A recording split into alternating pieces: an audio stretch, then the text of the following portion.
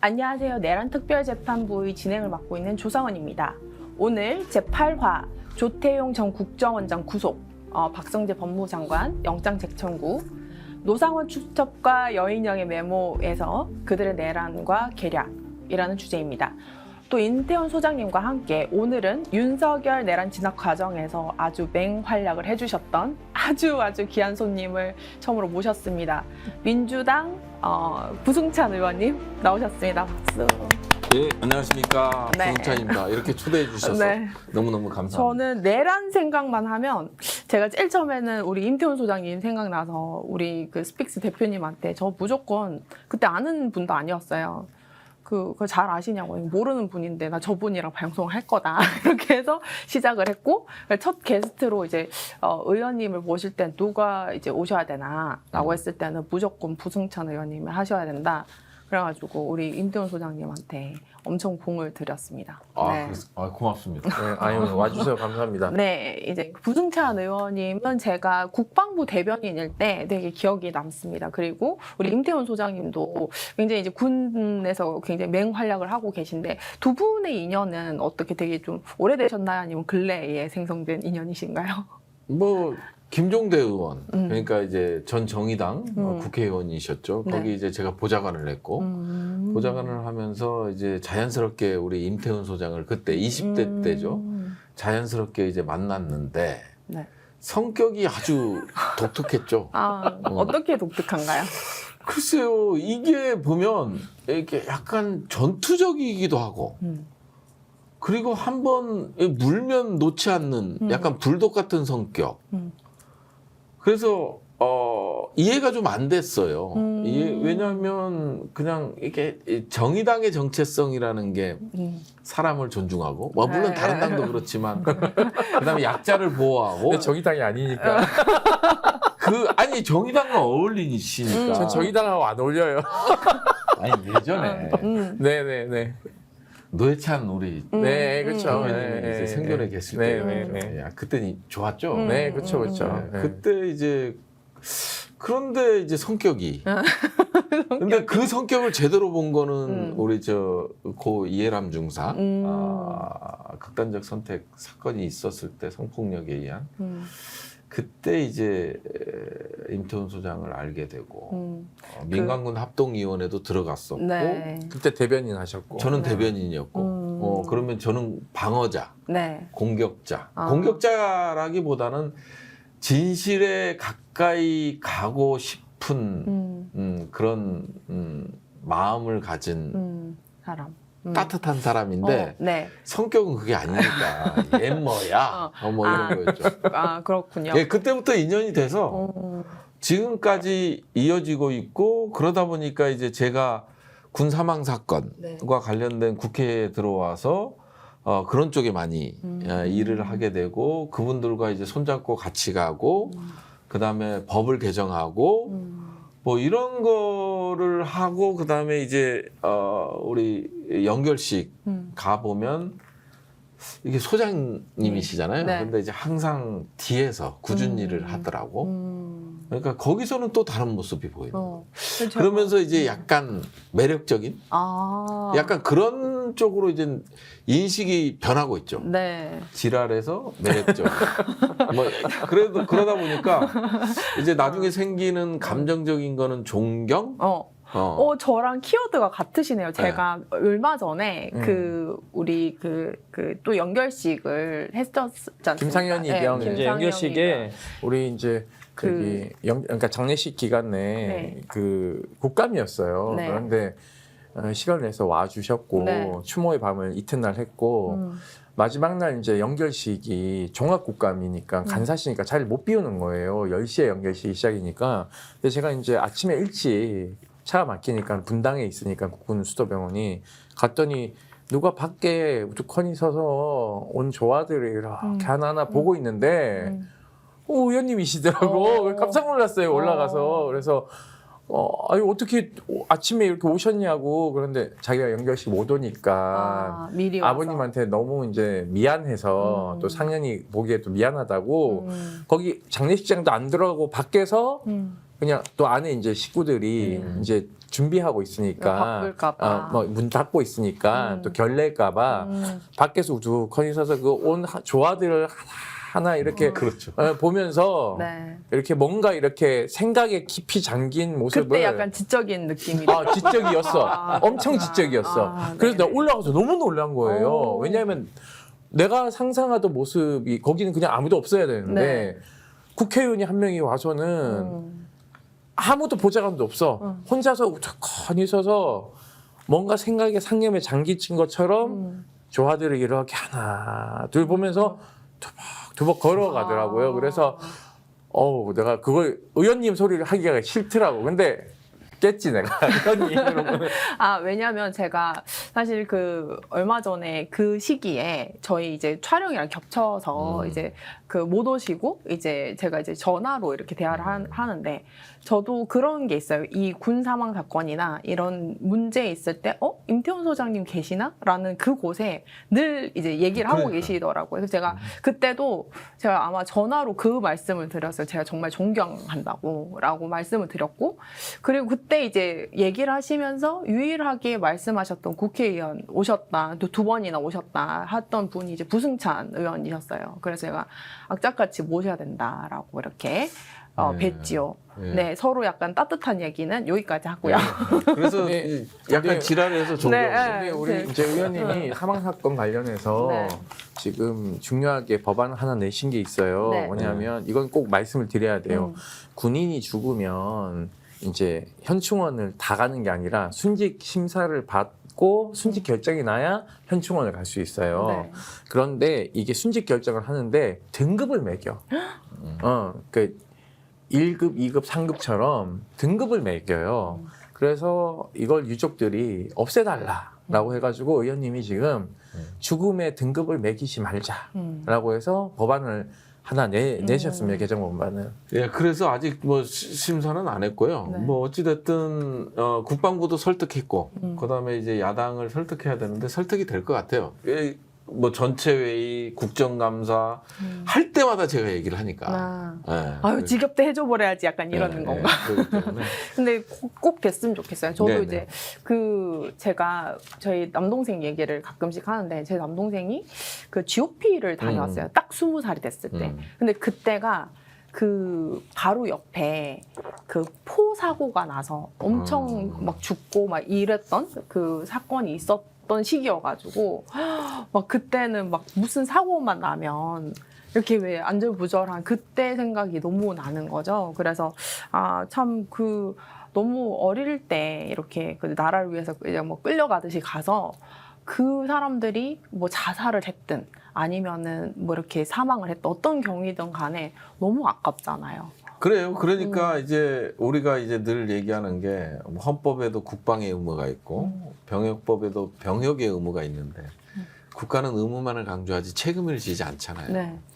근데 그 책임은 오롯이 죽은 자식을 낳은 부모들이 외로운 법정 싸움이죠. 그러니까 이거는 정부의 존재 이유, 국가의 존재 이유가 없는 거니까 그런 관점에서 저는 어프로치를 하는 거고 그 곁에 이제 우리 임태훈 소장 같은 분이 계시니까 또 유족들이 또 힘을 얻어서 그 외로운 싸움에 이제 동반자 역할을 해주고 하니까 끝까지 갈 수 있는 거죠. 다 포기하게 되는. 그래도 뭐 의원님이 대변인으로 계실 때 그 국방부가 수용적으로 특검법을 수용했지 않습니까? 네. 그래서 군 사건으로는 최초로 특검이 도입돼서 네. 맞습니다. 사실은 그 덕분에 이 지금 최상병 특검이나 특검까지. 또는 내란 특검도 갈 수 있는 거예요. 왜냐하면 셋 다 군을 수사하는 특검이지 맞습니다. 않습니까?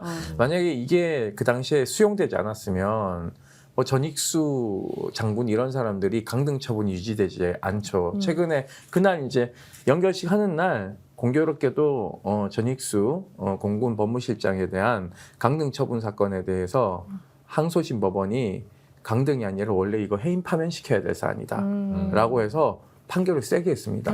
그래서 그런 것들이 언제나 이제 군인들의 인권을 보호해 줄 수 있는 역할을 대변인 하실 때 그래도 굉장히 그 의미 있는 활동을 하셨어요. 저는 그 어떻게 보면 여성이잖아요. 그 국방 의무를 지지 않는 그리고 또 어떻게 보면 또 정당인 그때 당시에 제가 뭐 당 최고위원도 하고 막 이렇게 했을 때 뉴스는 매일 보는 사람이죠.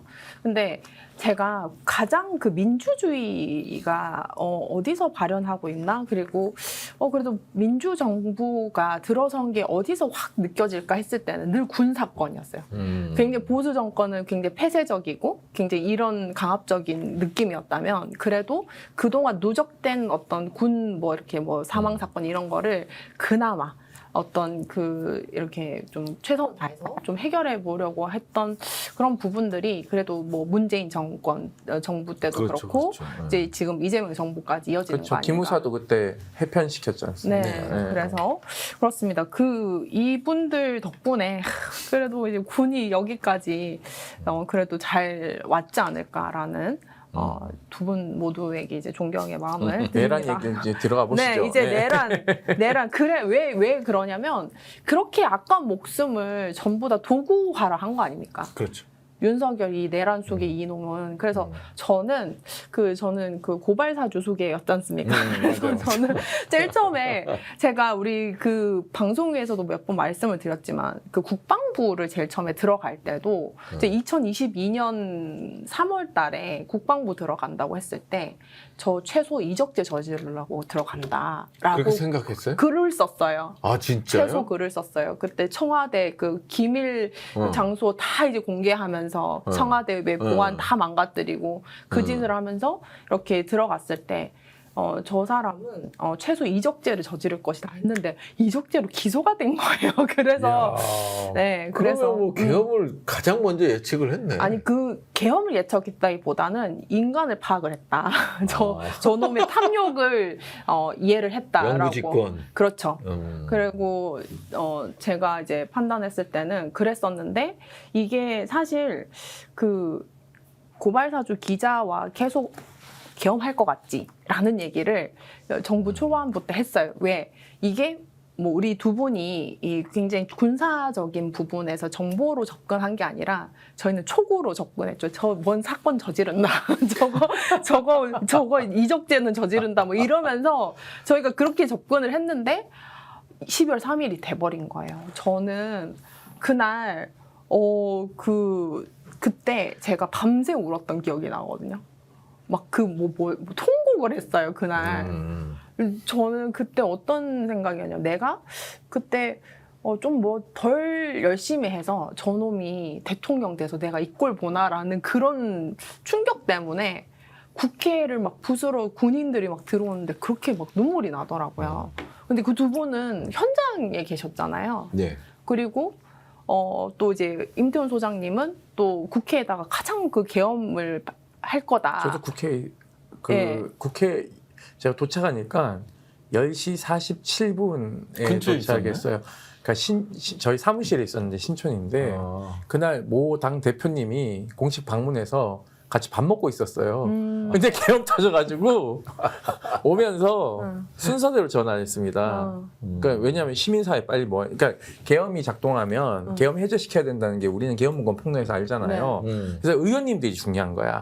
그래서 제가 계속 나가서 얘기한 게 핀셋 계엄할 거다. 그러니까 국회의장 체포하면 끝난다. 부의장 체포하면 끝난다. 이런 얘기를 했는데 제일 먼저 얘기했죠. 네, 근데 진짜 터지니까 겁이 나긴 하더라고요. 그래서 일단은 쪽수를 모아야 되니까 참여연대 사무처장을 전화했어요. 일바따로. 시민사회 빨리 모아라 그랬더니 제가 장난하는 줄 알더라고요.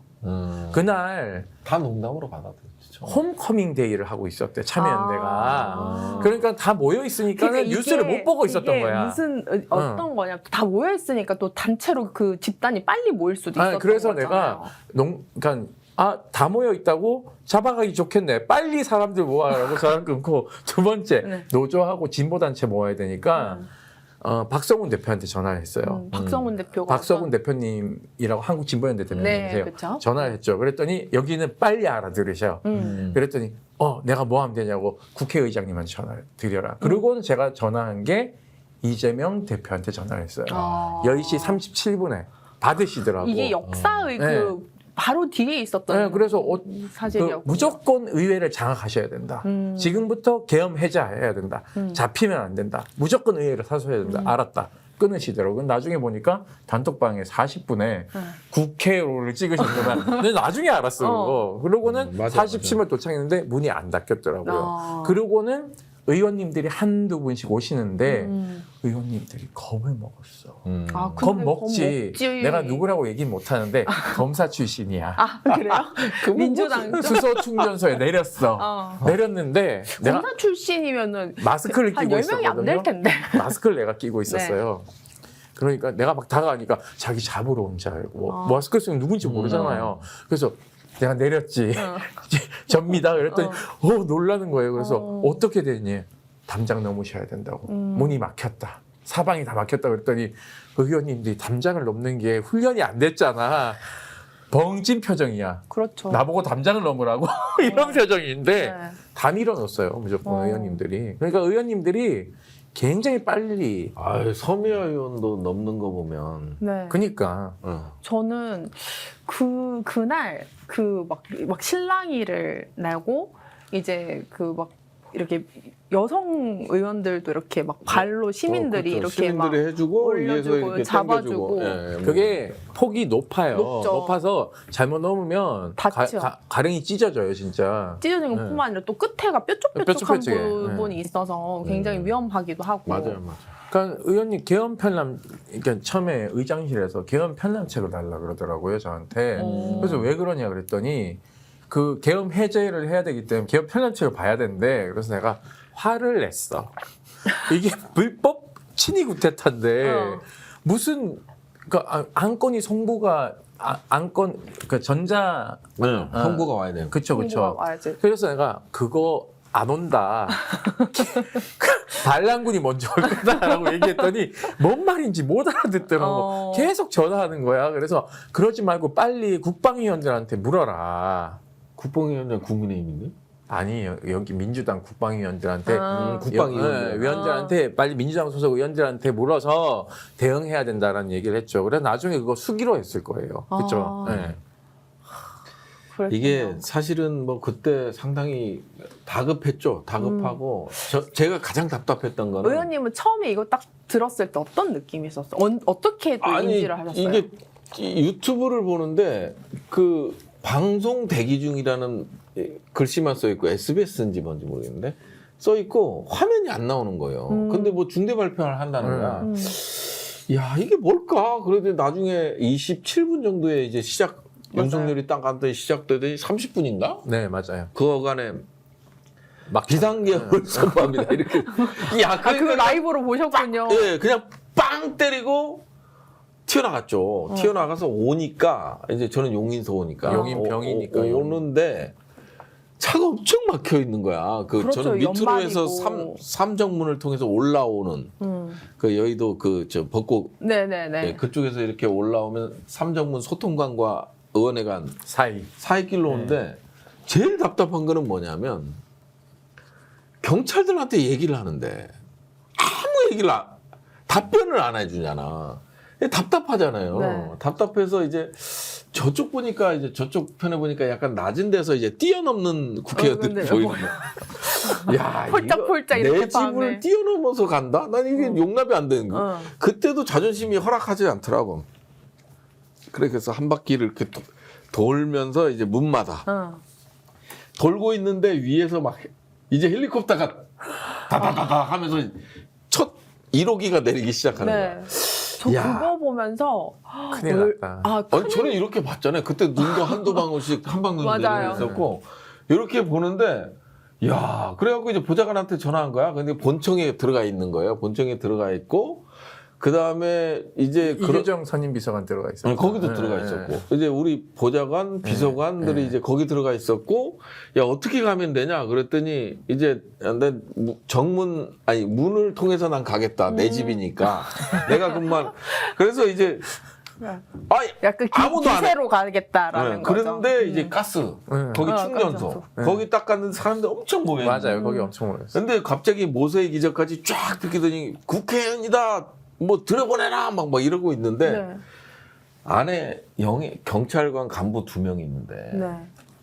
국회의원인데 내가 담을 넘을 수도 있다. 근데 나는 내 근무지지 않냐. 나는 담을 넘기가 그치. 싫다. 문을 열어달라. 내 근무지에 내가 못 들어가는 게 말이 되냐. 아무리 비싼 계엄이지만. 니네는 국회를 침탈할 법적 근거가 없다. 이렇게 얘기를 했더니 신분증 보여달래. 신분증 보여달래. 빨리 들어가서. 그 2분. 아. 내가 봤을 때 약간 계엄에 반대하는 경찰들이었어.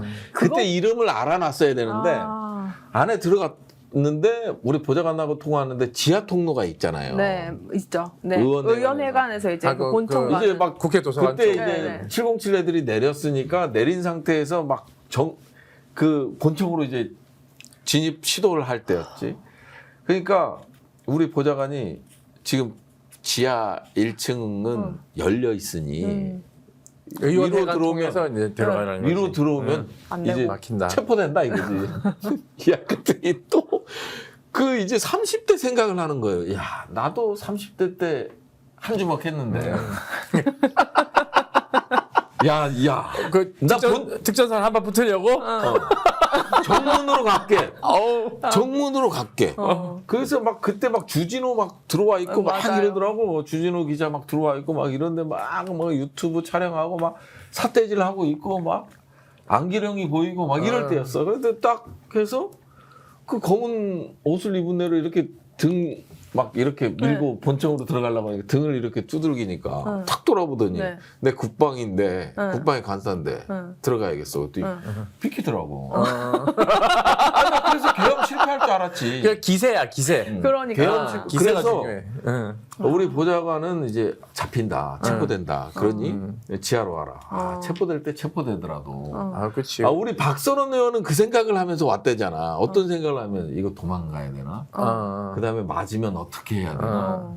막 이 생각하면서 들어왔대잖아. 그러니까 저는 이게 근데 저는 그거 이제 그 당시에 그 옛날 사람. 아니요 그뿐만 아니라 이런 것 같아요. 제가 사실 그 당시에 모든 채널을 다 보고 전 그때 밤을 아예 24시간을 샜어요. 그러고 빨리 그 역적질했으면 죽어라고 빨리 막 그러면서 글을 밤새도록 한 50개를 쓴 거예요. 빨리 죽어라 하면서 이제 막 제가 이제 그때 해제되고 나서 이제 실패했으면 역적질하다 실패했으면 목숨 걸어라 막 이러면서 막 제가 이제 뭐 그렇게 계속 글을 쓰면서 이제 거의 그 때부터 뭐 청문회 모든 국정조사 이 과정에서 다 영상을 보는데 박선원 의원 그 에피소드도 듣고 우리 의원님도 에피소드를 이제 말씀하셨던 거 들었을 때 어떤 느낌이었냐면 군인이셨잖아요. 그러니까 군인 같이 했던 거예요. 국정원이셨잖아요. 그러니까 고문하고 이런 생각을 하셨던 것 같아요. 아니 진짜 이게 그러니까 자존심이 약간 근무지 네. 느낌으로 갔던 것 같아요. 자존심이 허락을 안 하더라고. 어떻게 내가 근무하는데 담벼락을 넘고 어떻게 내가 본회의장을 들어가는데 지하로 들어가고 이게 이 생각을 하니까 우리 보좌관은 이해가 안 되는 거지. 그렇죠. 야, 의원님이 문 잠깐 열렸을 때 그때 운 좋게 들어가신 게 그때 이제 서울청 경찰청 공공안전 차장인 오부명이 치안감이 무전을 때려요. 뭐냐면 맞아. 국회의원은 계엄 해제 권한이 있기 때문에 국회의원 출입을 막는 거는 헌법적으로 맞지 않다 해서 잠시 잠깐 열릴 아니 때 근데 네. 저는 열릴 때가 아니었어요. 아, 열릴 때 아니었어요? 네. 그 열릴 때 의원들이 많이 들어갔고 저는 여기 넘고 있었어, 그럼 다. 개인기로 들어가신 거예요.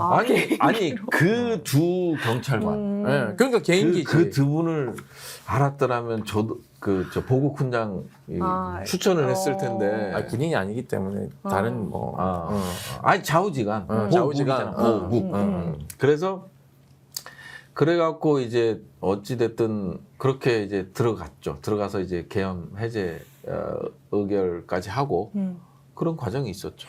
그런데 이제 그 임태훈 소장님은 사실 뭐 여러 이제 저는 그런 것 같아요. 이제 기무사 계엄 문건도 이제 폭로를 하고 그러다 보니까 이제 계엄 방해로는 우리나라 1인자 아니신가 이런 생각을 사실은 계엄 해요. 작동이 뭐 의원님도 군 생활 하셨기 때문에 계엄 작동을 알지만 저희는 전체 작동에 대해서 그렇죠. 이제 알고 위수령도 사실은 이제 폐지시키고 해서 폐지시킨 게 이제 우리 임태훈 소장의 역할이 컸죠. 그러니까 위수령이 폐지됐으니까 사실은 망정이지 위수령부터 발동 작동했으면 네. 이제 사실 수방사 병력부터 밀고 들어오는 거라서. 근데 여튼간에 이제 계엄 작동 원리를 의원님들도 다 이제 학습을 하게 됐잖아요. 네. 그 시기를 거치면서 그리고 무엇보다 시민들이 학습이 됐어. 맞아. 계엄 해제 의결 권한이 국회에 있다는 것을 네. 학습했기 때문에. 그리고 김민석 총리께서 예방주사를 놨고 계속 얘기를 예, 하셨죠. 계속 왕따다 가면서 나왔어.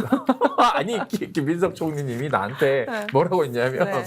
추석 전에 좀 보자고 자기 아무도 내 말 안 믿는다고 계엄한다고 하니까 나를 무슨 이제 막 가는구나 다 이런 표정을 지어서 근데 김어준 그 유공에 나가서 제가 계엄할 거다라고 얘기하는 걸 들으셨대. 네. 그래서 자기 말 맞다는 사람 처음인데 좀 보자 해서 제가 추석 끝나고 들어갔거든요. 네. 들어갔더니 너무 반가워하시는 거예요. 그러더니 왜 맞다고 얘기하는지 좀 설명을 해보래. 그러니까 그래서 이런 거는 설명을 다 했지. 김민석 총리는 촉이었고 근거가 필요하면 우리 임태훈 소장님한테 여쭸던 걸까요?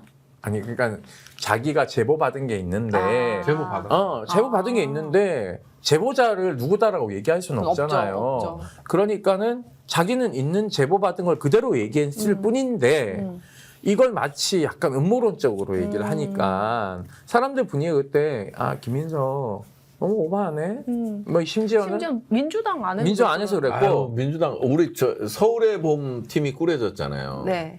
그래서 이제 계엄법 서울의 봄팀이 어떤 건가요? 그러니까 이제 계엄을 예측한 사인이 만난 그 사이 누구예요? 김민석. 네. 그다음에 김병주, 박선원 저.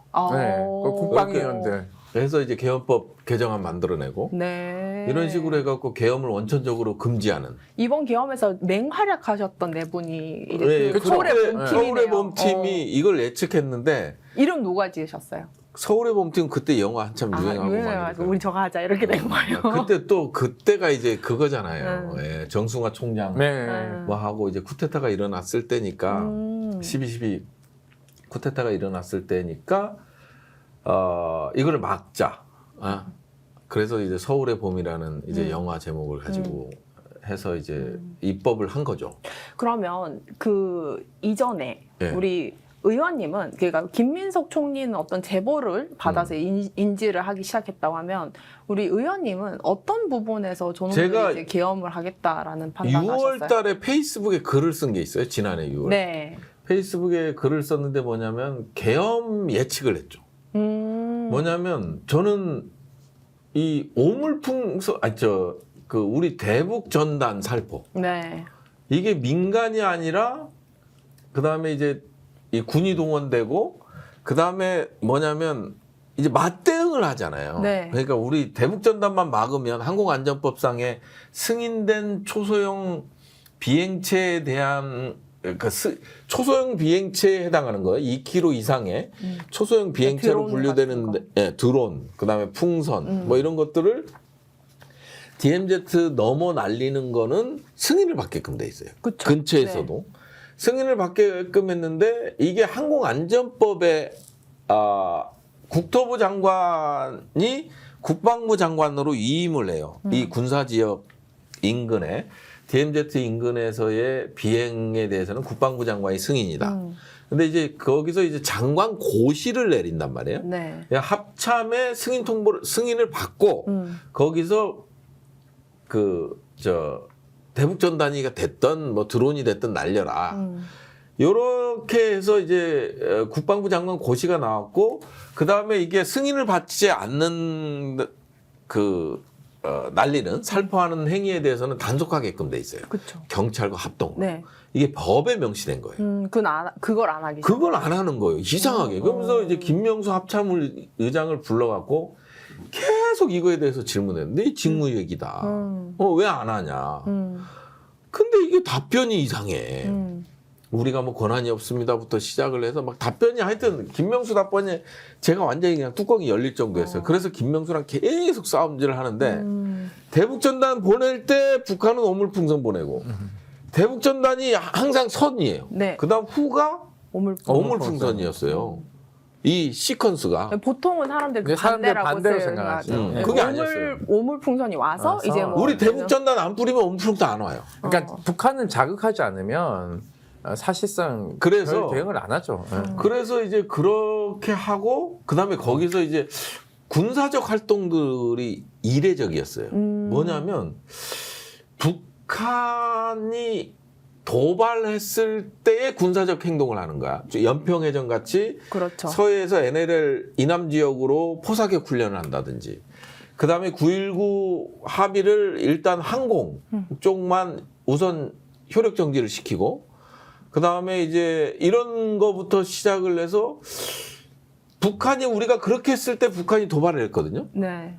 그 대북전단도 그렇고 군사 작전 자체가 이게 우리가 방어를 위한 군사 작전이 아니라 계속 도발. 상대방의 도발을 유도하게 한 군사 작전들이 일어나더라고. 그래서 6월에 거기에 이제 페이스북에 내가 계엄 예측 글을 써야겠다고 생각했던 거는 네. 천공이 2025년 가을 통일 대통령, 가을에 통일이 되고 통일 대통령 그게 발표가 된 거야. 그러니까 그게 이제 국지 도발전이나 이러면서 이렇게 했는 거 아니에요? 아니 그럼 통일이 되려면 네. 전쟁 아니면 아닌 그러니까. 거야. 결국 전쟁하면 우리가 희생이 따르더라도 통일이 될 가능성이 상당히 높아요. 의원님은 전시계엄을 염두에 두신 거잖아요, 네. 그렇죠? 네. 그래서 그 시나리오대로 딱 써놓고 이건 계엄이다.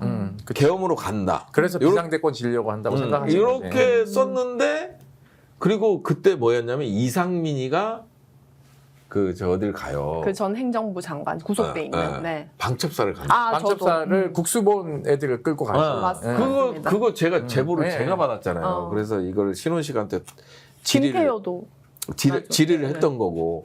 그래서 제보를 받고 충안고 출신들이 다 모였다. 맞아요. 뭐 이렇게 제보를, 아니 행안부 장관이 방첩사 갈 일이 없거든.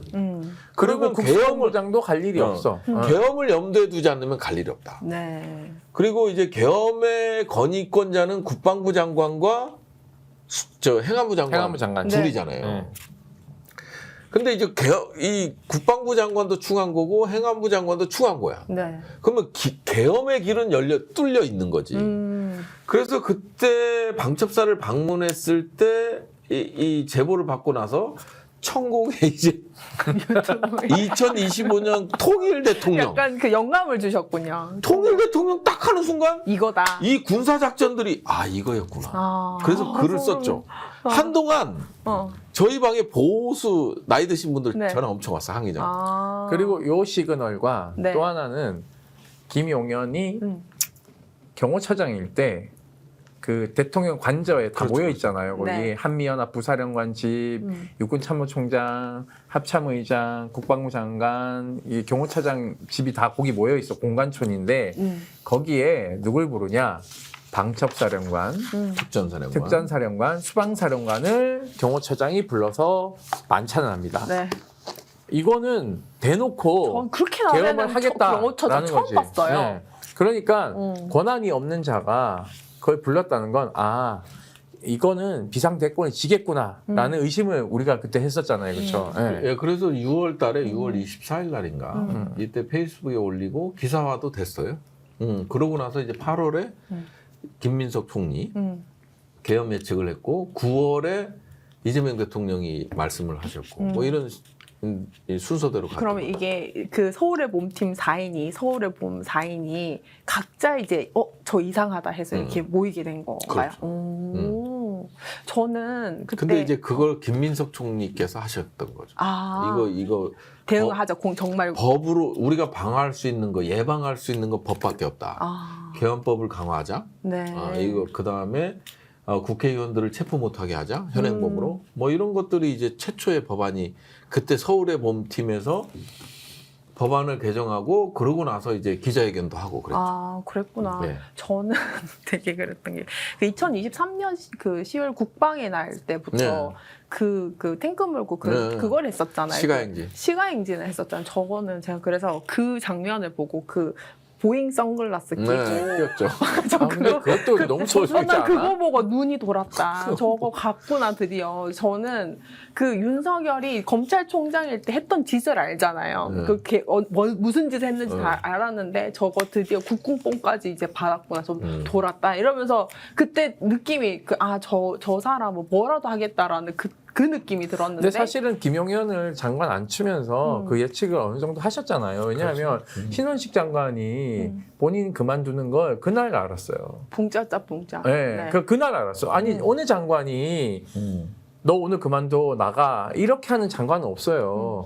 그 특히 국방부 장관은 안보와 직결되는 자리인데 신원식 장관을 갑자기 너 오늘 그만둬 너 오늘까지야라고 하고는 안보실장으로 앉힙니다. 네. 아 이거 가두리 양식장에 가둬놓고 어장관리하는구나 라는 걸 눈치 까고 원래는 김용현을 초대 국방부 장관 시키려고 했잖아요. 그렇죠. 맞아요. 근데 17사단 물에 빠져서 죽은 익사 사건 미화한 것 때문에 네. 통과 못할 것이다. 두 번째 군인권센터가 가만히 안 있을 거다라고 해가지고 군인권센터 이런 거지. 김용현 사성장군 못되게 한 건 군인권센터예요. 그래서 처음에 김용현이 윤석열 캠프 갔을 때 모 인사가 나한테 전화 왔어요. 민주당.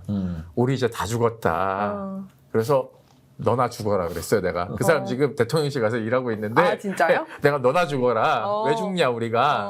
웃기지 마라. 김용현이 한 짓이 있는데 아무것도 못한다 그랬거든요. 되고 나서도 아무 일도 못하잖아요. 군인권센터 없는 사람 취급하고 일을 하더라고요. 그래서 김용현을 국방부 장관으로 딱 앉혔을 때 계엄하겠구나 라는 감이 왔는데 이게 설명이 안 되잖아요. 과학적으로. 그렇죠. 네, 그러니까는 촉으로 그러니까 전부 다 이게 다 이 더듬이가 하나씩은 있는 그렇죠. 거죠. 네. 그렇죠, 그렇죠. 근데, 근데 뭐 사실은 권력 간부에도 제 책에도 이제 김용현에 대해서 제2의 차지철이 될 것이다. 그러니까 예측을 그게 다 했습니다. 느낌이 온다니까요. 네. 그쵸? 이게 네. 그게 2023년 2월에 네, 그쵸. 출간된 거니까 그때 제목 자체가 그거였어요. 김용훈은 제2의 차지철 물음표.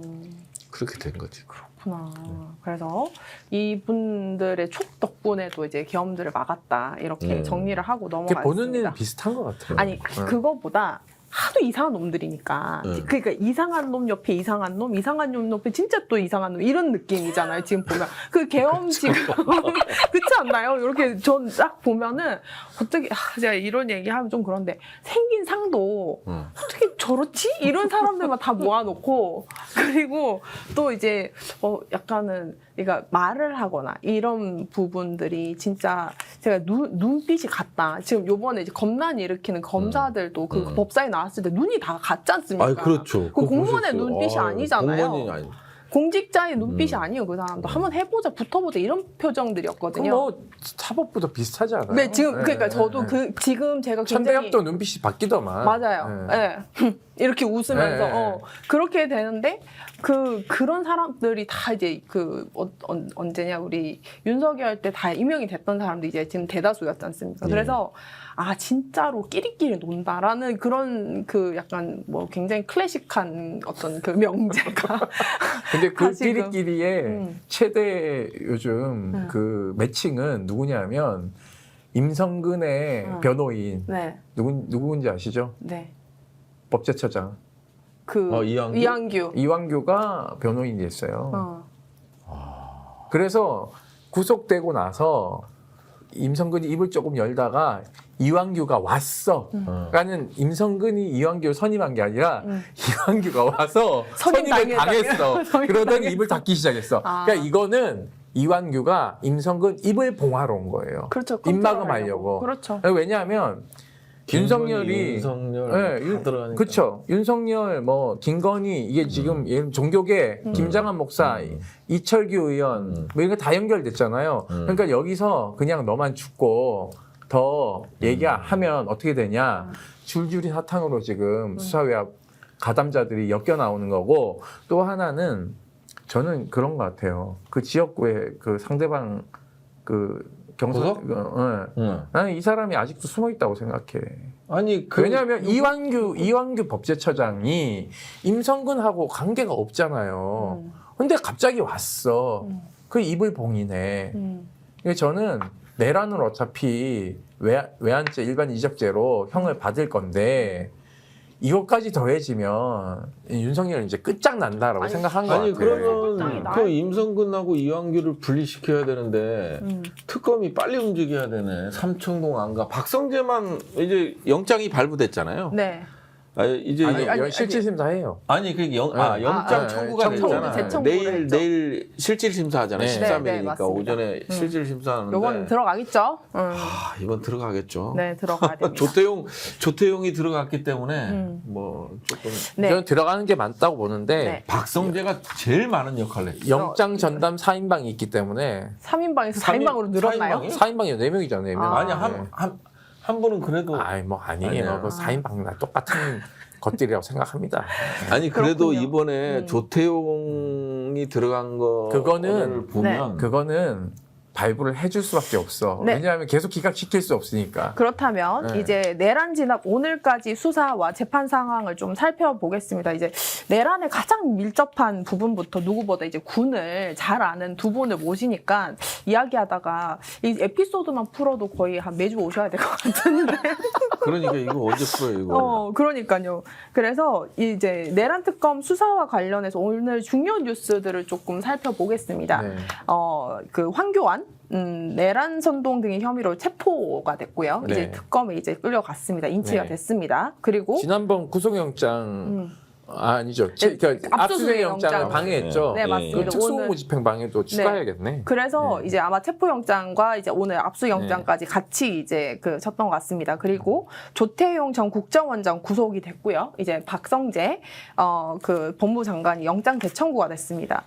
그리고 노상원 수첩이 해독이 돼서 해독이 됐다. 그리고 이제 방첩사령관 여인영의 메모가 이제 공개가 되면서 이제 윤석열, 여인영, 김용현 등이 이적대로 기소가 됐고요. 이런 부분들이 이제 굉장히 이제 한 중간으로 점점 그 내란의 그 한 중간의 모습으로 이제 들어가는 것 같습니다. 일단 저는 이제 뭐 한교안 이분은 뭐 내란 성동이 이제 취미이자 특기인 것 같아서 별로 얘기하고 싶지 근데 않아요. 황교안이요. 네. 대통령 권한대행할 때 네. 그러니까 박근혜 때 개헌 문건이 작성됐어요. 맞아. 자기 모른다 그랬거든. 그래서 사실 한교안도 저희가 고발을 했는데 네. 노만석이 수사 개판으로 해가지고 그냥 다 말아먹었거든. 노만석 지금 네. 지금 촬영 이 시점으로 지금 사의 표명했습니다. 네. 네. 그래서 맞아요. 그 갈 당시에 거는 가야지. 한교안도 수사 미진이에요. 그렇기 때문에 그런 내란 음모를 저질렀던 사람들을 처벌하지 않기 때문에 간이 배 밖에 나와가지고 내란 선동질을 하고 있는 거예요. 그러니까 이참에 내란 선동에 대해서 확실하게 콩밥을 먹여야 된다라고 생각합니다. 45명도 다 가야죠. 네, 그쵸. 그때 이제 그 발익 그렇죠. 입자하러 갔던 그분들. 네. 네, 그래서 저는 이제 굉장히 좀 특이한 부분이 이제 조태용 전 국정원장의 구속이에요. 네. 근데 이제 그 사실 그 지금 내란 중요 임무 종사의 어떤 그 혐의로 구속영장 청구하지는 않았고 이제 국정원법 위반으로 등으로 네. 이제 했는데 이제 사실 조태용은 왜 구속이 됐을까? 왜냐면 박성재는 그렇게 이제 CCTV까지 나왔는데 구속이 안 됐었고 당시에는 이제 조태용 국정원장은 당시 현장에 있지도 않았고 네. 그리고 이제 국무위원도 아니기 때문에 이 사람에 대해서는 내란과 직접적으로 연결을 시킬 그건 수 딱 있을까? 하나예요. 검사가 아니잖아요. 아, 네. 아니 그겁니다. 대한민국은 검사냐 아니냐로 나뉘는 거예요. 그러면 검사는 절대 영장을 피해가. 그러면 박성재 기각인가요? 아니 이제 이번에 조은석이 한번 기각됐으니까 조은석 특검이 네. 구멍 난 것들을 잘 메웠으면 영장이 발부되는 것이고 네. 그럼에도 불구하고 이 수사는 검사들이 합니다. 네. 그러니까 검사들이 뒷문을 왜 우리 시진핑 그 주석한테 물었잖아요. 백도? 샤오미 이거 통신 보안 천천하냐 그랬더니 뒷문이 있는 자기네가 이렇게 얘기했잖아요. 뒷문을 우리가 안 보이는 우리가 못 보는 뒷문들을 숭숭숭 열어두면 꼭 거기로 영장 전담 판사들이 그 구멍을 열어주더라고요. 이 조태용은 저는 크게 이제 구속 사유가 두 가지를 보는데요. 하나는 이제 뭐니 해도 국정원법 위반이죠. 그렇죠. 정치 관여와 관련돼서 이제 국민의힘 측에다가는 홍장원 CCTV 동영상을 제공하고 민주당이 진짜 요구했었거든요. 민주당이 이제 본인의 CCTV 그러면 확인을 해야 되니까 제출을 요구했을 때 이제 국가 안보를 이유로 거부했던 거. 네. 이건 명백한 정치 관여거든요. 그리고 지금 오늘 그 밝혀졌던 내용들이 이제 조태용 국정원장이 윤석열 전 네, 맞아요. 윤석열 내란 그 얘기도 중계와 이제 하려고 네. 했는데. 네, 말씀 주세요. 아니. 뭐. 그래서 이제 결국은 또 이제 비아폰 그렇죠. 홍장원 전 1차장하고 윤석열이 통화를 했잖아요. 맞습니다. 통화를 하고 이제 통화한 내역과 관련돼서 이 조태용이 나서갖고 비아폰 박종준 네. 전 경호처장하고 전화 통화 이후에 비아폰 그 통화 기록이 삭제가 됐거든요. 네. 이건 정말 증거인멸의 그렇죠. 우려가 큰 거였잖아요. 그래서 증거인멸의 이두 가지가 이 두 네. 가지가 사실은 엄청 가장 컸죠. 중요한 부분인 것 같습니다. 근데 저는 제가 그 조태용 전 국정원장 역할이 무엇이었을까? 응? 역할. 저는 역할은 없었어 보여요. 없었어. 저는 네. 왜냐하면 그걸 왜 홍장원 1차장한테 전화를 했을까요? 아니 저는 어떤 거였냐면 제가 그게 미스예요. 미스였어요. 나는 큰 미스라고 생각해요. 왜냐하면 여인형이 전화해서 선배님 도와주세요. 이재명이 어디 있는지 모른다. 이재명 위치 추적 좀 해달라 그러는데 전화를 잘못했지. 그러니까 여인형이 실무를 모르는 거예요. 국정원은 더 이상 국내 파트 파트를 없기 때문에 어디에 전화해야 되냐면 국수본부장이나 경찰로요. 경찰청에서 여기 소방에 해도 돼. 사실은 위치 추적을 하는 거니까. 왜냐면 방첩사는 위치 추적 기능까지는 없잖아요. 네. 근데 이제 경찰은 물론 영장을 통해서 위치 추적이 가능하지만 네. 그렇죠. 이런 계엄 상황이기 때문에 위치 추적이 가능하잖아요. 네. 그래서 이제 그렇게 했어야 되는데 국정원에다 전화를 하니까 그 홍장원 얘 뭐야 얘? 그렇지. 사실. 잘못 거셨습니다.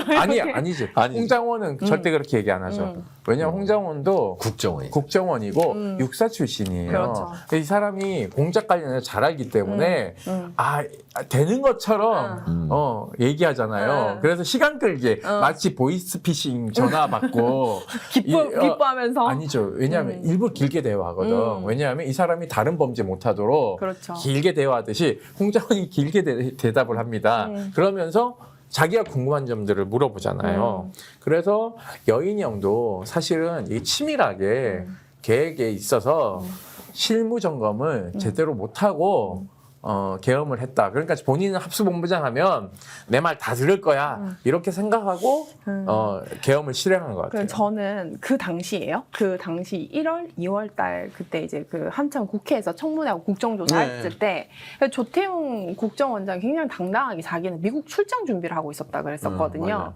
저는 그 얘기를 듣자마자 계엄 성공 후에 승인 받으려고 준비를 했구나.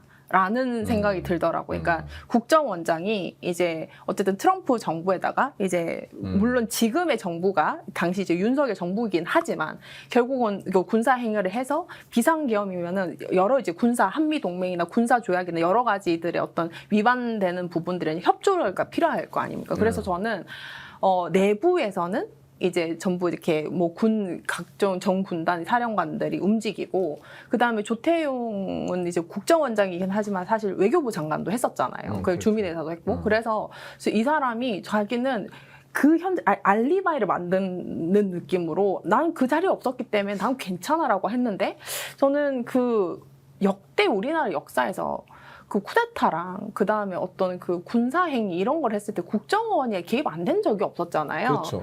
그래서 저는 이 사람이 그 미국 승인 받으러 이제 준비를 했구나라는 저는 그런 생각을 했었거든요. 근데 이제 하나 안 밝혀진 게 있잖아요. 네. 그 밝혀졌나요? 어떤 김건희와 조태용의 안 밝혀지죠. 주고받은 아직 안 문자. 네. 아직 그게 안 뭐냐, 봤죠. 이거지. 네, 이거 수사 미진. 아직. 그게 아직 안 밝혀졌네. 네, 그거 해야죠. 네. 근데 지금 특검도 수사기한이 지금 한 달밖에 안 남았기 때문에 내란 특검이요. 네. 그래서 아마 추경호 정도 네. 그 기소 붙이고 구속이 되든 안 되든 기소는 반드시 붙일 거니까는요. 나머지에 대해서는 군 사령관 정도 하나 정도 더 하고 아마 수사를 종결해야 될 시기가 온 것 같습니다. 그러면 거의 이렇게 찍먹하고 이렇게 넘어가는 느낌, 내란 찍먹 이런 느낌으로 그렇죠. 지나가는 그러다 거 아닙니까? 보니까 이제 결국은 우리가 이제 친일 청산을 못해서 지금 여기까지 온 거잖아요. 그렇죠. 사실은. 그렇죠. 그래서 이재명 그래서- 대통령이 어제 아니 세게 세게 이제 헌법 존중 네. TF를 만들었는데 그래서 좀 아쉬운 부분이 참 많아요. 네. 열심히는 하고 있지만 열심히 왜냐하면 이게 전 군단을 이용해서 또 친일 쿠데타가 있으니까 친일 쿠데타를 했다 보니까 모든 이 정부 자체가 쿠데타를 위해서 몇 년 준비를 한 거잖아. 이거를 사실 몇 개월의 특검이 어떻게 다 방대하게 수사를 할 수 있겠습니까? 특검법 나중에 한번 이제 의원님도 들여다 보셔야겠지만 특검이 한계가 있어요. 일단 그 수사 경험이 있는 검사를 했던 사람이 해야 되는데 그런 경험이 많지 않아요. 사람들 중에서. 그러니까 특수통이 해야 되는 상황이 있는 거고. 그래서 아니, 공안이나. 그렇죠. 그래서 특검을 조금 미국이나 유럽처럼 완화해야 된다. 예를 들면 로스쿨 교수라든가 이런 이 형법학자들이나 이런 사람들이 전문가들. 왜냐하면 워터게이트 사건도 맞아요. 로스쿨 교수가 했거든요. 네. 그래서 조금 이거 문턱을 좀 낮출 필요가 있다. 첫 번째. 두 번째는 이게 검사들이 파견을 받잖아요. 네. 그래서 사실은 엄밀하게 얘기하면 특검과 특검보가 공소유지를 하는 건데 실무 공소유지는 파견 검사들이 합니다. 맞습니다. 그러니까 얘네들이 검찰청 없앤다 그러니까 태업했죠. 태업하고 안에서 시위하고 있는 거예요. 그러니까 얘네들이 안 움직이면 특검과 특검보들이 손발이 묶이는 상황이 되더라고요. 그래서 이거에 대한 한계점이 명확해서 우리 변호사들을 특별수사관으로 채용하지 않습니까? 네. 이 특별수사관들도 검사의 공소유지 권한을 줘야지만이 된다. 특검이 네, 그 그래야지만이 네. 검찰에서 파견온 검사들, 뭐 군검사, 군사경찰, 경찰들을 대체할 수 있게끔 법을 완화해야지 특검이 쉬울 수 있다. 세 번째, 예산. 그렇죠. 이게 어떤 의미냐면요. 파견 온 사람들은 자기 조직에서 월급을 받아요. 그러니까는 분봉 말고도 여타 수당들을 다 받는데 여기 새로 임명된, 그러니까 변호사하다 들어온 사람들은 월급 얼마인지 아세요? 5급이면 350 받아. 변호사 350 받고 누가 와서 일을 해요? 밤새 하는데. 그러니까 이것도 예산을 좀 들여다보고 5급을 기준으로 이제 특별수사관 채용하는 거죠. 5급 변호사가 350 받아요. 사건을 밖에서 하면 월 건당, 수입이 1,000만 원 넘는데 그러니까 그만큼 안 받아도 되지만 너무 낮다. 그러다 보니 특별수사관을 다 안 하려고 해요. 네. 내가 이렇게 봉사 열심히 하는데 월급이 너무 작아요. 이런 약간 게 있기 때문에. 덕후들만 할 수 있나? 맞아. 덕후들. 돈 안 줘도 하고 싶은 사람들. 네. 아, 그렇구나. 그래서 나중에 뭐 특검법에 대해서 한번 들여다보실 필요가 있다라는 네. 말씀을 네. 드리고 싶습니다. 예. 오늘 잘 듣고 가셔서 좀 잘해주셨으면 좋겠습니다. 예. 네, 그리고 사실 이 부분이 저는 드디어 이제 여기까지 왔구나 싶었습니다. 이제 윤석열과 김용현과 이제 여인영이 이적죄로 이제 추가 기소가 됐습니다. 이제 헌정사상 최초로 그 대통령 이적죄로 기소가 됐습니다. 그러니까 이런 놈이 이제 대통령 됐다는 거예요. 제가 그때 4년 전 절대 저놈 안 된다 얘기를 했는데 절대 이거 하면 나라 망한다고 얘기를 했는데 근데 이렇게 이게 됐어요. 방첩사 이거 어떻게 해야 돼요? 아니 무슨 이적재 최초의 대통령 아니에요. 맞습니다. 그러니까 이제 국가를 담보로 해서 이제 영구집권을 노렸던 행위이기 때문에 이적죄로 간 거죠. 근데 이제 우리가 이제 형법도 개정의 필요성이 있는 거죠. 뭐냐면 북한이라는 국가와 통모했다라는 걸 입증하기 어렵고. 그 다음에 이제 북한을 외국으로 보기도 어려운 거 아니에요. 맞아요. 그것 때문에 이제 외환의 죄를 졌는데 이 적용할 법이 이적밖에 없는 거 아니에요. 그렇죠. 그러니까 상당히 사실 근데 낮은 거지. 그러니까 이게 무슨 현직 얘기냐면 대통령이 이적죄 저지른다고 그러니까 상상력이 부족했던 거예요. 우리 의원님이 헌법 몇 만든 가지- 사람들이. 몇 가지 아니 그게 53년도에 형법이 만들어졌는데 네. 그때 이제 만들어 놓은 거예요. 그러니까 이제 53년도에 이제 형법을 만들면서 우리의 이제 외국 그러니까 북한은 그때 당시만 해도 완전히 그냥 한민족이고 그쵸. 전쟁 중이었잖아요. 맞습니다. 그러다 보니까 이거를 외국이라고 보긴 어렵잖아. 맞습니다. 그러니까 외환 유치죄가 일본도 마찬가지거든요. 일본 같은 경우는 이제 뭐 분단이 되거나 이러지 않기 때문에 외국이 명확하잖아요. 그러니까 이런 법들, 그 다음에 독일법도 애초에 외국과 통모하여 뭐 이런 식으로 됐다가 나중에 바뀌었거든요. 네. 그러다 보니까 이제 그 밑에 단계 외환죄는 사형밖에 없잖아요. 네. 외환죄는. 사형 무기. 네. 근데 이제 그 외환죄 같이 이렇게 하면은 되는데 일반 이적은 3년 이상인가? 네. 무기 3년 또는 이상. 3년 이상. 그렇게 돼 있는데 이 법도 이제 개정이 필요하다. 그게 아니라 이제 국민의 생명을 담보로 해서 어떤 행위를 했을 때 네. 이런 행위를 외환죄의 영역에 넣어야지 지금 이 빈틈이 생겨버리는 거 아니에요. 그러니까 외환죄로 외환죄를 그러니까 이게- 적용하고 싶어도 못하는. 이게 지금 의원님이 얘기 무슨 얘기냐면 몽골에서 정보사 요원들이 맞습니다. 체포되잖아요. 그 얘기를 이제 하시는 거예요. 그러니까 외국과 통모, 그러니까는 북한하고 왜냐하면 몽골 정보 당국이 도청을 하다가 네. 예, 이상한 분들 왔다 갔다 한국 하는 거지. 정보사 요원들이 북한 대사관하고 만나려고 하는 걸 도감청을 했어. 음. 그래서 얘들을 미리 싹 잡아들여요. 그게 대거 체포인데. 그래서 문상어 열심히 뛰어. 네, 그러니까 그 의원님 얘기 무슨 얘기냐면 나는 그 정보사 그 정예위 요원들이 가가지고 몽골에서 왜 잡혀요 거기서? 아니 그러니까 몽골 진짜? 아니 몽골도 아니, 정보 다 당국이 정예 있어. 요원이라고 생각하지 마요. 아, 우리 근데 거기도 아웃라이어들이 있는 거야. 지금 말하자면 정말 이게 이 길로 가는 사람이 있는가 하면 이거 아닌 것 같은데. 아니 보면 그때 국정원인가 네. 인도네시아 그 네. 호텔 들어갔다가 걸린 네, 맞아요. 그 비행기 그 방사 T50 어, 유출 그거 호텔에서 그거 몰래 훔치다가 걸리잖아요. 국정원. 그러니까 그래도- 다 블랙 그다음에 뭐 공작원 이러면 그냥 뭐 영화에서 볼 영화 한 편의 영화 저기 보는 것 같은 한마디로 얘기하면 절도범이야.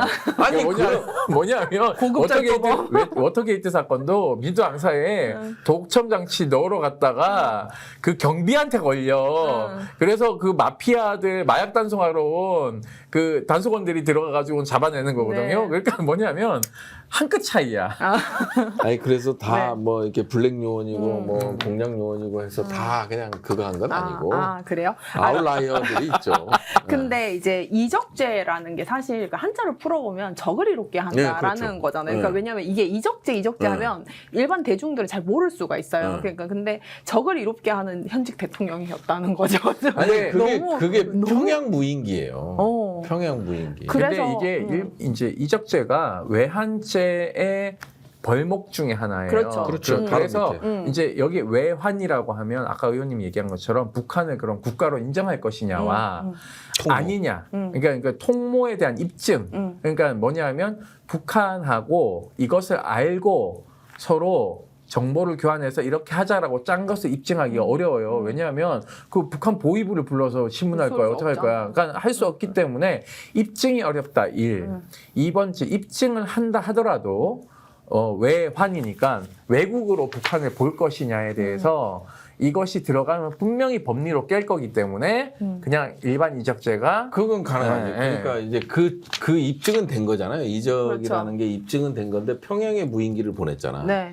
그러면 이제 평양에 무인기를 보내는 거는 한미 동맹을 와해시키고 그다음에 이제 합참의 작전 지휘 체계를 유린했고 그렇죠. 정전 연합사의 한반도 위기 관리 연합사령관의 한반도 위기 관리 권한을 침해했고 네. 그다음에 유엔 사령부의 정전 협정 관리를 또 침해한 거잖아요. 네. 그렇기 때문에 걸릴 게 그리고 많아. 이제 평양에 무인기가 떨어져서 우리 그 부대 위치가 다 노출되고 경로가 노출되고 이런 것들이 전부 노출됐잖아요. 그럼 그러니까- 적을 이렇게 한 건 맞아. 맞아. 근데 문제는 뭐냐면 전쟁을 일으키려 했잖아요. 전쟁을 일으키려 했던 거는 적을 이렇게 하는 걸 넘어서 외환이잖아요. 그러니까 저도 이제 그래서- 외환이 사실 그러니까 통모가 굳이 있을 필요가 없거든요. 그래서 그거예요. 네. 그래서 어. 이 형법에 대한 개정이 필요하다. 네, 이런 형법 상황. 개정. 우리가 필요하죠. 실제 무기를 북한에 보내본 건 최초의 사례거든. 그렇죠.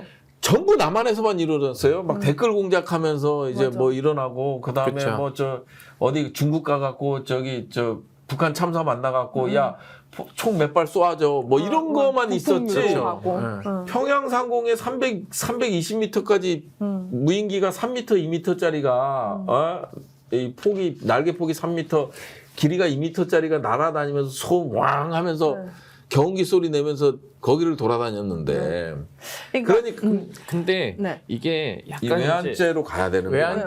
외환죄에 대한 네. 부분을 사실은 이제 모르겠어요. 특검이 이제 발표할 때 내란 특검이 자세한 거는 네.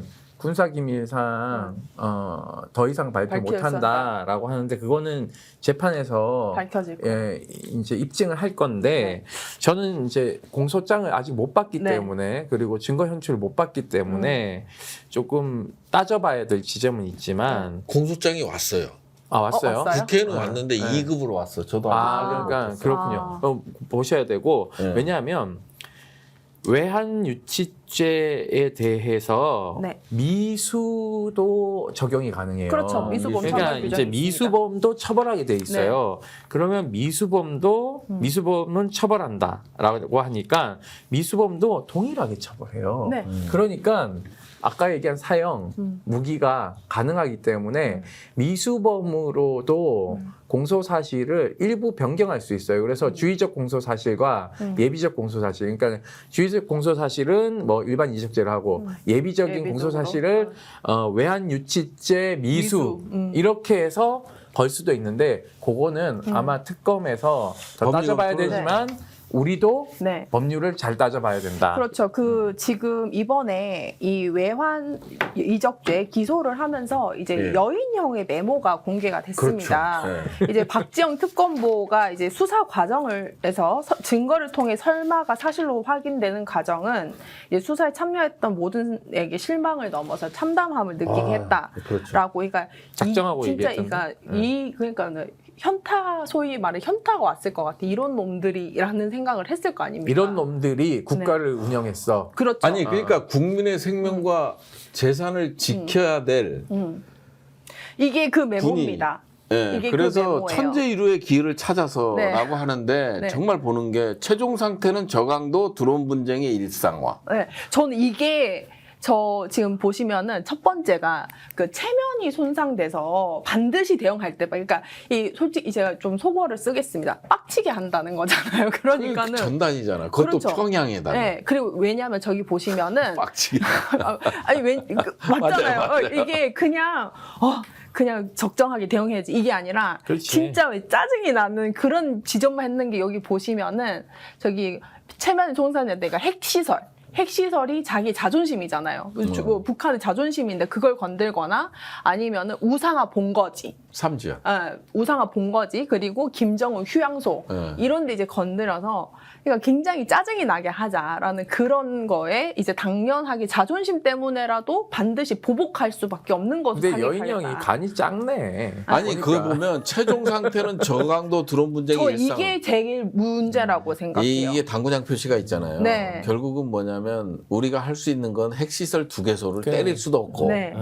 그다음에 이제 뭐 삼지연 우상화 본거지를 때릴 수도 없고 그냥 원산 외국이 관광지도 안 되고 김정은 휴양소도 안 되잖아요. 그냥 제일 앞에 평양이 있잖아. 네. 평양에 온갖 다 시설이 있잖아요. 그렇죠. 공수당 기념공전도 있고 김정은 특각도 있고 별장도 있고 그다음에 조선노동당 당사도 있고 국방상도 있고 이런 데를 300m 고도로 휘저으면서 전단 김정은의 그 완전 최고 존엄을 건드는 전단을 뿌렸잖아요. 저는 그것뿐만 아니라 이 최종 상태는 저강도 드론 분쟁이 일상화잖아요. 네. 그러면은 저는 저거를 딱 보자마자 뭐가 생각나냐? 우크라이나. 우크라이나뿐만 아니라 저기 이스라엘이 지금 공습하고 그쵸, 있는 그런 그게 방식으로. 모두 이제 드론 공습을 하고 있잖아요. 그러니까 지금 이제 그러면 항상 전시 상태로 만들려고 했구나. 그렇지 국지도발 좀 비슷하게 그렇죠. 해가지고는. 그리고 이제 지금은 사실 드론 분쟁이 당시에는 이제 살상 분쟁이 아니었는데 이제는 대다수가 이제 살상으로 이제 드론을 이제 활용하고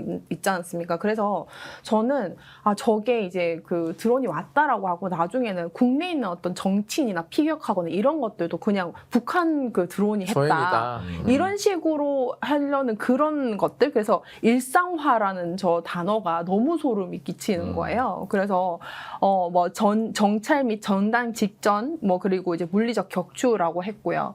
그리고 저는 일상화가 되면 어떻게 네. 되냐면 선거 안 해도 되는 거야. 그렇죠. 네. 늘 그러니까 비상경을 해야 되는 야당을 거지. 억압하고 장기 집권 가는 거예요. 그렇죠. 네, 저기 있는데 네. 무슨 선거냐. 그렇죠. 이런 그리고 식으로 맨날 해서. 이제 드론이 와서 폭격할 수도 있고 네. 이런데 그리고 제가 봤을 때는 여기도 제일 그거 있어요. 미 대선 결과 즉시 정상급 공조 통화를 해서 이제 이 말도 안 되는 이 군사 작전에 미국을 끌어들이겠다. 그 자신을 한 거 아니에요. 그래서 이게 계속적으로 온갖 수단과 방법을 가리지 않고 북한의 도발을 유도했는데 실패했다 보니까 네. 북한의 심장을 그것도 원래는 전단 작전에 사용할 수 없는 그러니까 카메라를 내장해서 가서 찍고 사진을 찍는 정찰 무인기를 가지고 기존에 있던 랜딩폼 그러니까 이게 갔다가 올 때는 이제 이게 엔진을 꺼서 낙하산을 펴서 떨어지는 거거든요. 그럼 네. 밑에 충격 완화 폼이 있어요. 그러면 이제 이 기체를 보존할 수 있는 거잖아요. 네. 낙하산으로 이렇게 네. 내려오니까 거기를 떼서 전단통을 달았잖아요. 그래서 전단통을 달고 전단통을 달으면 김정은에 대한 그걸 아주 자극적으로 비난하는 그 전단을 만드는 거 아니에요. 네. 그거를 북한에다 보낸 이렇게 거 아니에요. 보면 이제 부들부들 부들부들. 이놈들이요. 이놈들이 나를 이렇게 해서. 그리고 평양 상공까지 야 이걸 참아야 돼? 근데 이제 북한이 참았던 거죠. 그래서 저는 그 인내력에 대해서 너무 그러니까 약간 아니 그 생각을 했던 전략적인 선택인 것 같은데 네. 우크라이나전에 이제 특수전부대 10,000명 이상이 파병이 나가 있는 상태고 그다음에 국내적으로 경제발전 계획을 수립해서 박정희식 모델이라고 그래요. 북한 전문가들 평가는. 그래서 지방에다가 이제 공장을 짓는데 거기 군인이 다 들어갔거든요. 그렇죠.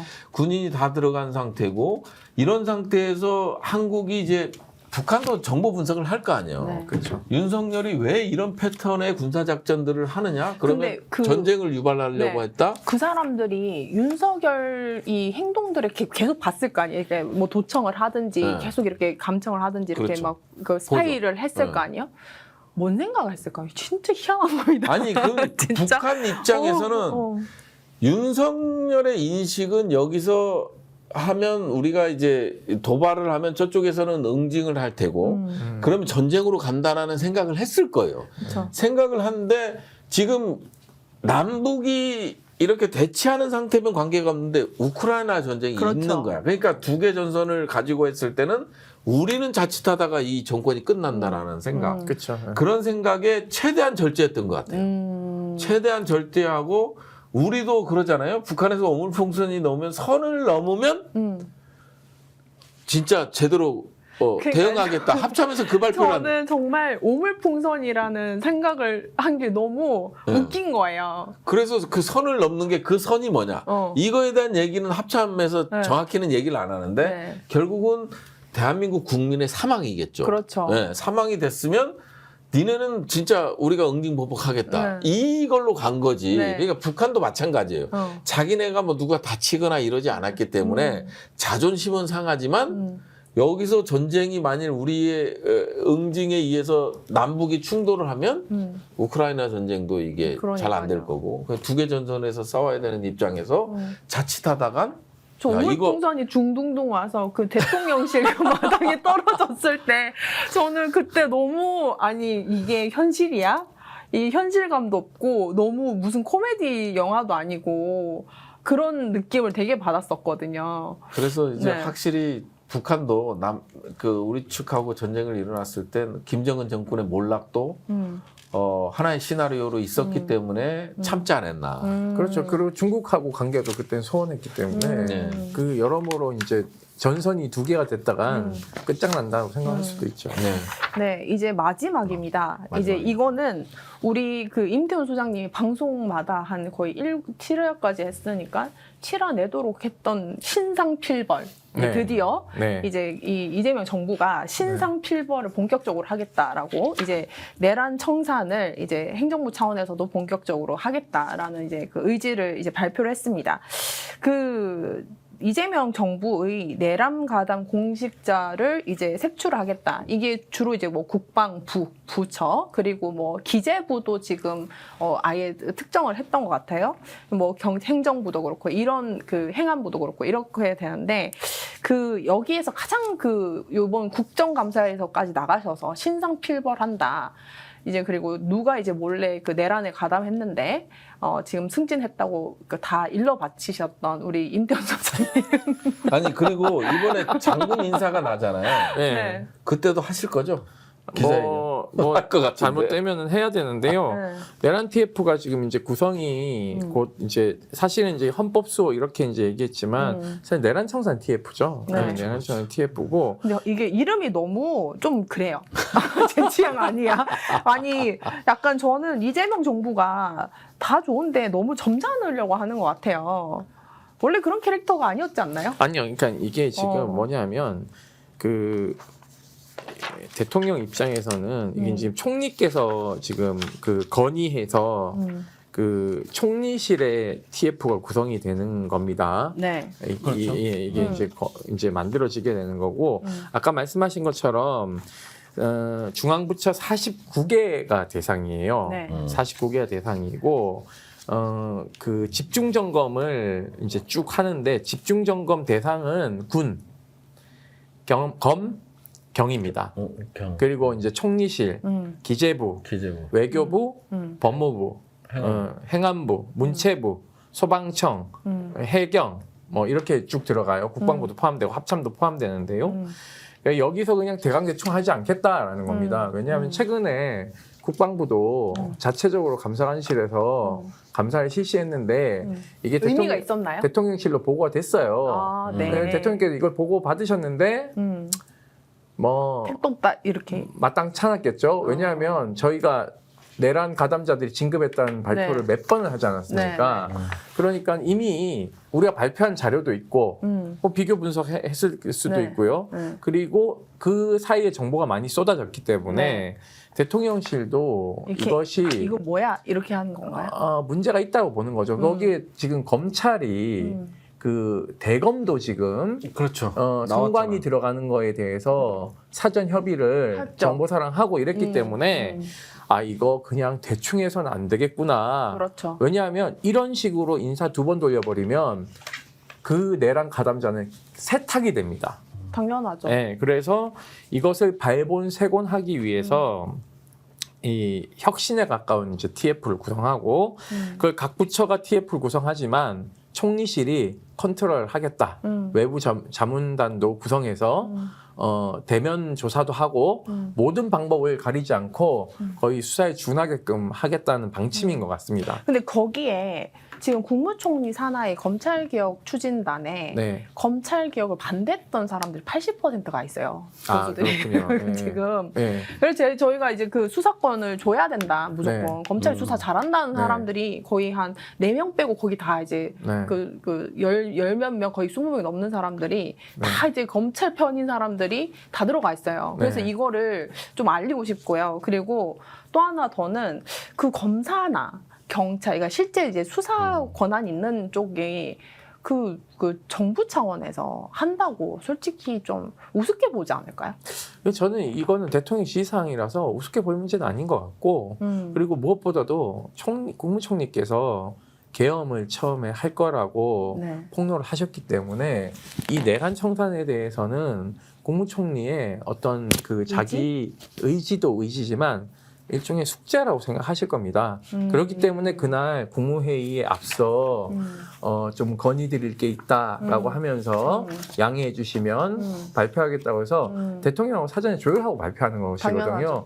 왜냐하면 내각에 국무위원들이 있는데 뭐 자체적으로 다 하고 있는데 총리가 갑자기 발끈해서 얘기하는 모양새는 보기 좋지 않으니까 노정된 가운데 총리께서 국무위원들을 존중하면서 대통령에게 보고한 것이라서 이거는 뭐 본인의 진정성을 넘어서는 그 헌법 수호 의지가 강력하게 담겼다고 생각을 하고 그 있습니다. 네. 의원님은 이번 그 내란 가담 이제 색출한다. 그리고 이제 그 뭐 헌법 종준 뭐, 뭐 정부 정부 혁신? 혁신 TF 이거 그냥 저는 신상필벌이라고 얘기를 하면은 이름도 거기에 걸맞게 그 내란 뿌리 뽑는다는 그런 의지가 팍팍 드는 이름이 들어야지 되고 적폐청산이라는 게 사실 뭐 실패했다 어쩌다 하지만 그래도 강렬하게 지금까지 남아 있지 않습니까? 그럼요. 그 박근혜 정부 때의 적폐 이런 네. 이 이미지가 남아 있기 때문에 어떻게든 기무사를 해편시켰기 때문에 네. 그 한동훈 체포하러 갔던 사람들이나 이런 그 방첩사 요원들이 편의점에서 주저주저 한 겁니다. 네. 왜냐? 어떻게든 지금 뭐 조윤천이나 이런 사람들이 재판 중이긴 하지만 내란으로는 기소가 안 됐어요. 네. 하지만 소광원 이런 사람들은 다 기소가 돼서 유죄를 받았거든요. 네. 그러니까 그 방첩사 요원들은 그게 겁이 나는 거예요. 아, 내가 잘못하면 감옥 갈 수도 있겠다라는 게 기무사 해편으로 교훈을 남겼기 때문에 이번에는 방첩사를 해체시켜야 된다는 거예요. 방첩사 해체. 그런데 이제 그 국방부 대변인을 해보셨잖아요. 네. 그 국방부 자체의 어떤 감사나 이런 것들이 사실 외부에서 보면 약간 되게 폐쇄적이다. 그렇죠. 그리고 굉장히 좋게 잘 끝내려고 한다. 그러니까 감사의 목적은 이 감찰을 해서 어떻게 그 자정을 하게끔 이 비리를 밝혀내서 어떻게 보면 그 준수사를 하는 곳인데 사실 그 동안은 군이건 대검 감찰부건 제가 겪었던 이 중요한 이제 그 부처들은 그런 거에 대한 뭐 국민의 기준에 전혀 부합하지 않았던 것 같아요. 근데 이게 보면요. 네. 문재인 정부 때 이중사 얘기를 자꾸 해서 그런데 이중사 사건 때 정말 메머드급으로 했거든요. 38명, 7명이 기소되고 네. 38명이 이제 징계를 받았어요. 그 단일 사건이잖아요. 네. 계엄은 이제 대한민국 전체를 대상으로 한 사건이잖아요. 맞습니다. 근데 그거에 단일 사건에 그 강력한 의지가 있었음에도 유족을 만족시키지 못했고 우리 옆에 계신 임태훈 소장도 만족시키지 못했어요. 그때 어떤 식이었냐면 조사본부, 감사관실, 군검찰 전부 동원됐거든요. 특임 군검사까지 임명했죠. 특임 해군의 여성 특임 검사까지 임명하는 네. 그 초강수를 둬서 했거든요. 그런데도 피해자 가족들에 대해서 만족을 시키지 못했어요. 그래서 여전히 아버님이 이제 또 싸움을 계속 하고 계신 국방부와 싸움을 계속 하고 있는 네. 입장인 거잖아요. 너무 힘들 것 같아요. 저도 그래서 이런 이게 그냥 그 단일 사건이잖아요. 네. 하나의 사건, 성폭력이라는 하나의 사건인데 지금 계엄인데 국방부나 이런 데를 보고 있으면 네. 조금 우려스러운 것들이 그런 거죠. 그러다 보니까 이제 제가 대정부질면서 그런 얘기도 네. 또 했고 충분히 국방부 뭐 검찰이 됐건 경찰이 됐건 정말 그 수사 조사를 네. 강력하게 할 수 있어요. 근데 특검이 먼저 발동이 되잖아. 네. 즉 말하자면 저희 같은 경우는 1차적으로 특임 검사를 둬서 우리가 먼저 시작했잖아요. 네. 공군이 했다가 실패해서 소국 장관이 국방부로 이관시켜서 거기서 이제 막 달려들 사람 다 들려졌지. 자, 예를 들어서 저 공군 법무관실을 수사해야 돼. 그러면 조사본부를 보내고 그다음에 검찰 20비 군검찰을 조사해야 돼. 아니 군사경찰을 조사해야 돼. 그러면 검찰을 보내고 이런 식으로 해서 해냈고 그다음에 이게 끝난 상태에서 미진하다고 특검으로 이어진 거거든요. 네. 근데 여기는 거꾸로 되다 보니까 특검을 먼저 하다 보니까 어떤 현상이 일어나냐면 숨겨주는? 아니 특검의 그 인력이 한계가 있잖아요. 맞습니다. 그러다 보니까 특검 어떻게 보면 나오냐. 군도 잘 모를 네. 수도 있고. 군도 네. 특검이 이제 군의 이 특성이라든지 시스템을 너무 모르니까. 그렇죠. 뭐 군 검사들도 파견 가고 뭐 군사 경찰도 파견 가지만 모르니까. 그러니까 이제 한정적일 수밖에 없잖아요. 자 봐요. 지금 단적인 예로 평양 무인기 사건만 딱 놓고 보면 그때 평양에 떨어진 무인기를 평양에 안 보낸 걸로 위조를 하기 위해서 서류로 비행기를 날린단 말이에요. 그러니까 평양에 비행기 하나가 떨어졌잖아요. 네. 우리는 안 보냈어. 그래서 백령도에서 다시 평양에 떨어진 비행기를 주로. 서류상으로 네. 띄어 올려서 네. 돌아오지 못하게 네. 추락한 걸로 위조하잖아요. 네. 그걸 국방부 감사관실로 보내잖아요. 그러면 국방부 감사관실은 그걸 그대로 인정했잖아요. 이 그 위조, 허위 공문서 위조하고 여기에 이 다 동원됐던 심사위원들부터 시작을 해서 이 사람들에 대해서는 아예 뭐 수사, 조사, 처벌이 전혀 없잖아요. 그 자리에 또 그대로 남아 있잖아요. 그렇죠. 네, 그래서 저는 아니 그런 사람들도 있고 내란도 마찬가지예요. 맞습니다. 내란도 법무 검토도 했을 거고 포고령에 대한 법무 검토 다 하게끔 돼 있잖아요. 네. 어찌됐든 이 사람들 지금 운이 좋아서 지금 특검에 레이더에 안 걸린 사람들 얼마나 많겠어요. 저는 이번에 그 표현을 하잖아요. 전 군단을 활용했다. 이 내란에. 그러니까 그 전 군단이라는 거는 우리나라의 뭐 육해공뿐만 아니라 이제 전 모든 이제 그러니까 여기서 군단이라는 건 육군의 이제 네. 8개 군단을 얘기하는 네, 거예요. 네, 네. 전반적으로. 네. 그래서 네. 김병주 의원이 네. 군단장들 다 네. 처벌해야 된다는 얘기를 네. 하는 게 이 계엄이 선포되면 이제 전부 다 그 소집되잖아요. 네. 그래서 그 3군단장이 양구군청 들어가게 해서 양구군청을 접수하잖아요. 그러니까 이런 놈들 왜 가만두냐는 얘기예요. 얘는 불법 계엄에 친위 구태타에 가담했기 때문에 구속시켜야 된다는 게 김병주 의원 뜻이고 우리 의원님 뜻이에요. 근데 이게 객관적인 것을 설명해도 수사권을 진 자가 아, 네. 그 저기 군단장한테 칼을 들이밀어야 되는데 안 들이미는 거예요. 그리고 강호필은 뭐 했냐, 지작사령관. 자기는 뭐 아무것도 몰랐다는 식으로 얘기하는데 천만에 만만해. 노상훈 수첩에 나오잖아요. 어떻게 친위 구테타군을 진압하는 군대를 출동하면 역구테타. 그러니까 얘들을 진압하는 건 강호필이라고 적어놨어. 역할이 이미 있었던. 그리고 여인영하고 30차를 통화합니다. 맞습니다. 그리고 그때 휴가를 받아서 알리바이 만들어내잖아요. 둘 다.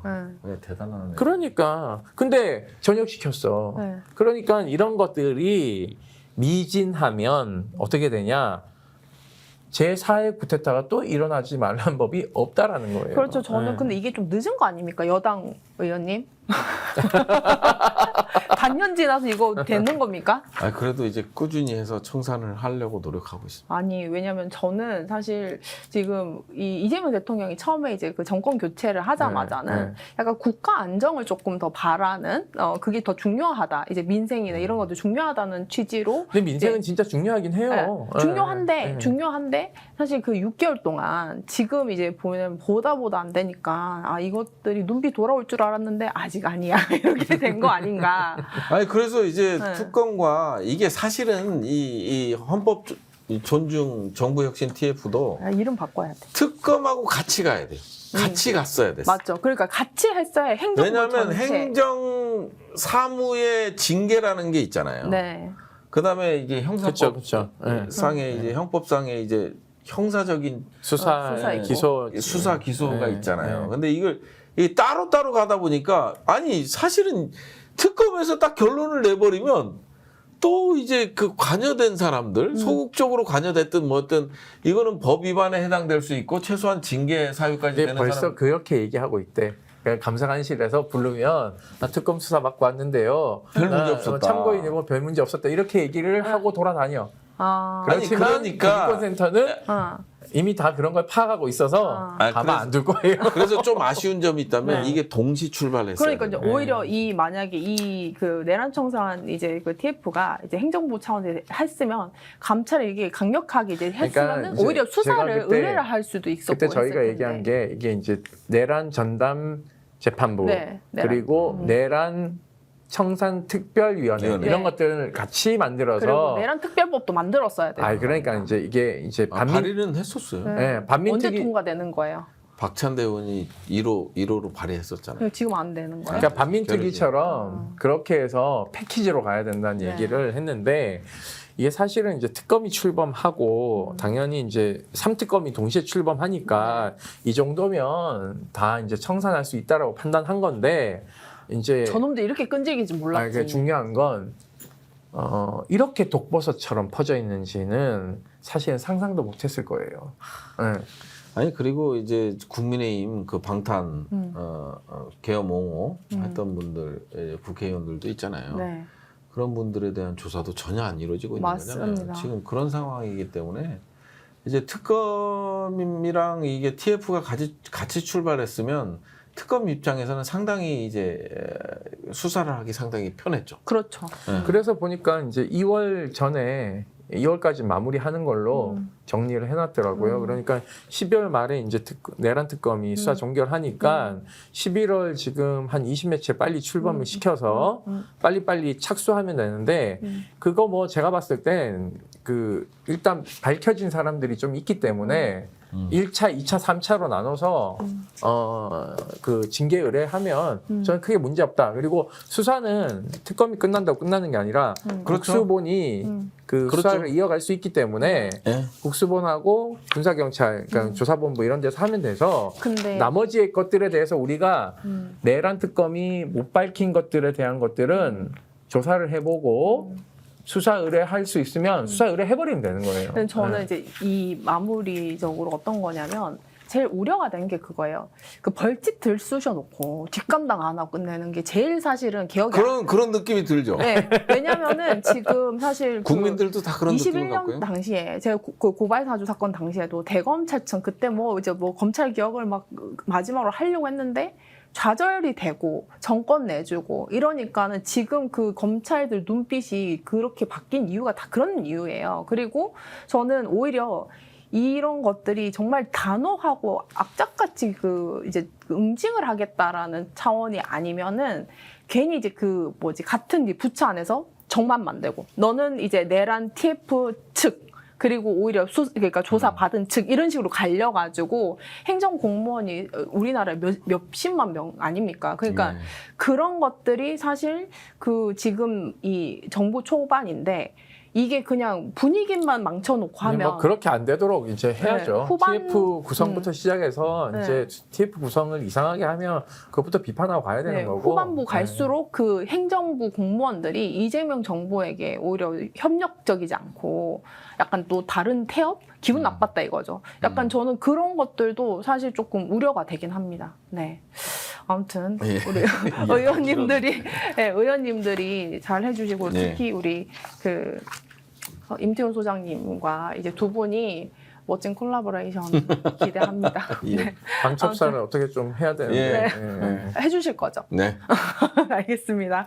방첩사 어떻게 해주시는 걸로 정리를 하면서 이제 내란특별재판부 제8화 이제 아주 귀한 첫 손님 우리 부승찬 국회의원님을 이제 모시고 이렇게 오늘 소감 간단하게 어떠셨어요? 좀 약간 상당히 뭐랄까 진행 자체도 그렇고 매끄럽고 부드럽고 그렇나요? 예, 그러니까 편안한 마음에서 했는데 편안해지면 안 되는데 무거운 주제잖아요. 네. 그리고 우리 앞으로의 과제도 너무 많고 그러기 때문에 앞으로 이 청산에 조금이라도 다가설 수 있게끔 또 입법부에서 노력하겠다는 말씀. 네, 또 특히 국방부 간사로서 예. 최선 다해 주십시오. 예, 알겠습니다. 네, 감사합니다. 바쁘시겠지만 네. 가끔씩 출연해 주시면 알겠습니다. 고맙겠습니다.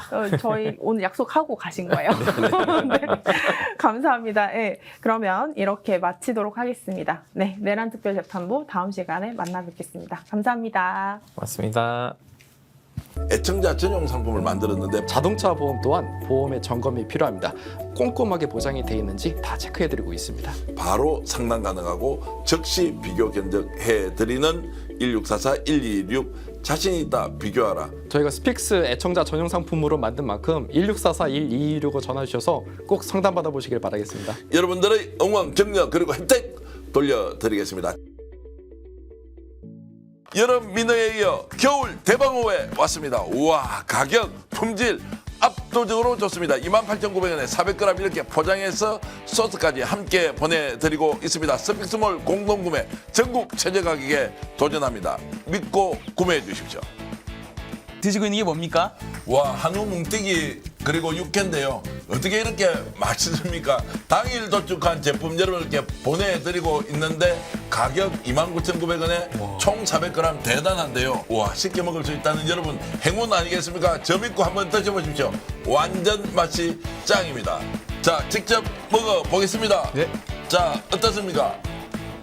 우와, 육회 그리고 뭉티기. 우와. 자신 있다 비교하라 스피스몰.